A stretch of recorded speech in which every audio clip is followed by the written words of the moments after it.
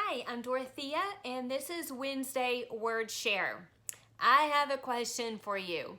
I know you've heard of the parable that Jesus talked about building your house on the rock or building your house on the sand. But my question is, what is the key to being able to withstand the storms that come and knock down the house or don't knock down the house? What is the key that Jesus gave in that parable to teach us what we need to do in order to be able to withstand the storms of life? Well, today I'm going to talk about that. And so first, let's go ahead and read the story. It's in Luke chapter 6, and it's starting in verse 46 and goes through verse 49. It says, "But why do you call me Lord, Lord, and do not do the things which I say? Whoever comes to me and hears my sayings and does them, I will show you whom he is like. He is like a man building a house who dug deep and laid the foundation on the rock. And when the flood arose, the stream beat vehemently against that house and could not shake it, for it was founded on the rock.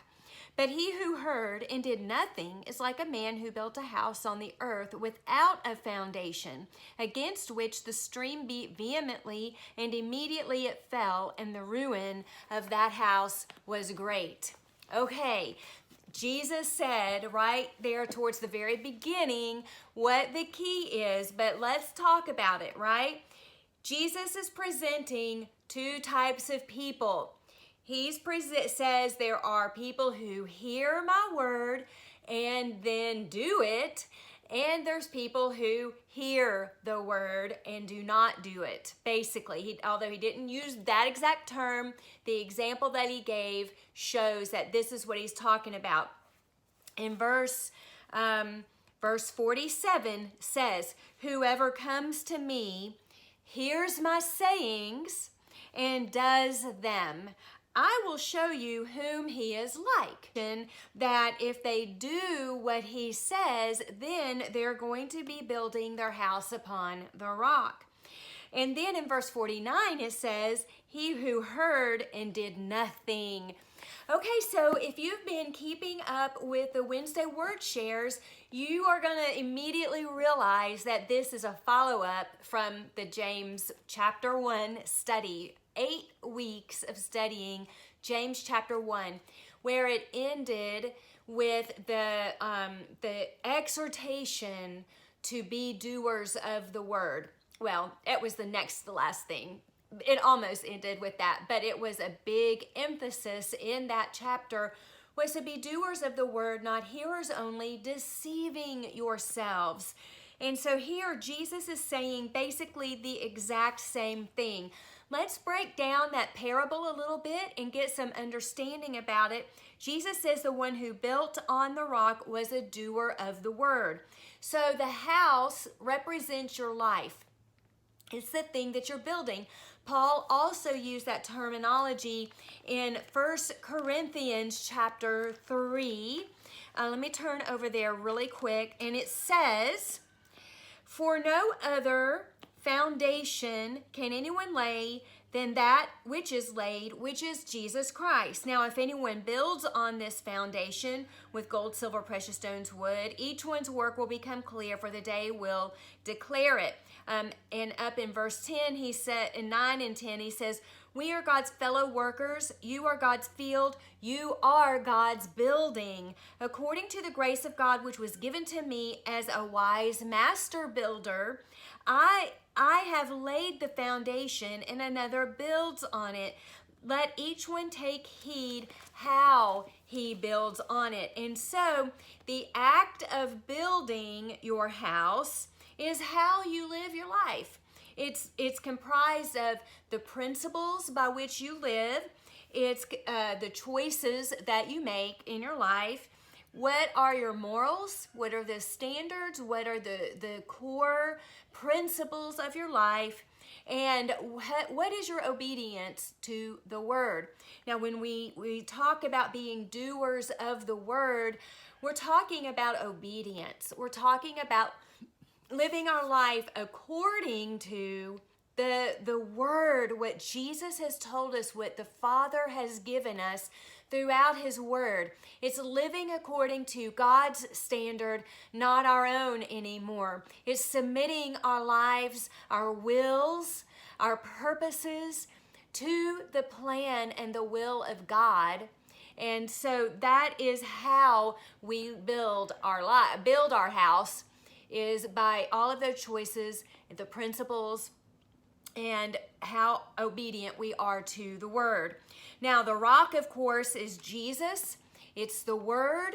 It's your relationship with those things. What is your relationship with Jesus? Is it intimate? Is it strong? Is it a real relationship where there's a dialogue taking place back and forth?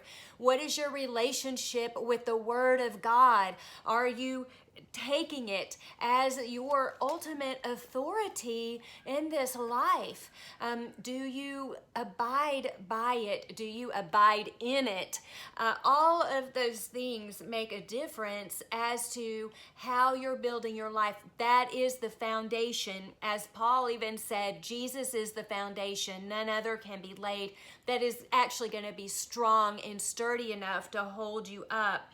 So, the other part of that foundation is love, because that was the great commandment that Jesus gave us, is to love one another and to love him. So he is love, God is love. So we know that if we have a life built on love, we have a life that's built on God. Okay, the flood and the stream are the challenges of life. Only by building your life on the bedrock of Jesus can you withstand the storms of life. So I did a little bit of research. I got really curious about how they build skyscrapers and big buildings. I mean, we know about houses and how you have to clear away the topsoil, and you have to pour the concrete and that sort of thing in order to get a firm foundation for your home. But I got curious about skyscrapers, and because I don't know if you've ever been in a downtown area when they were about to build a skyscraper, and how they dig way, way deep down into the ground. And I was like, what's all of that about? And so some of the things I learned is that the heavier and taller the building is, the deeper the foundation must go. One thing I read about the World Trade Center towers in New York was when they built those, they actually, the dirt that was displaced was heavier than the building was going to be. Find that incredible, the massive amount of dirt and how much that dirt must have weighed. It's always desirable to build directly on the bedrock, which is the rock that is under the ground. But sometimes the bedrock is very deep.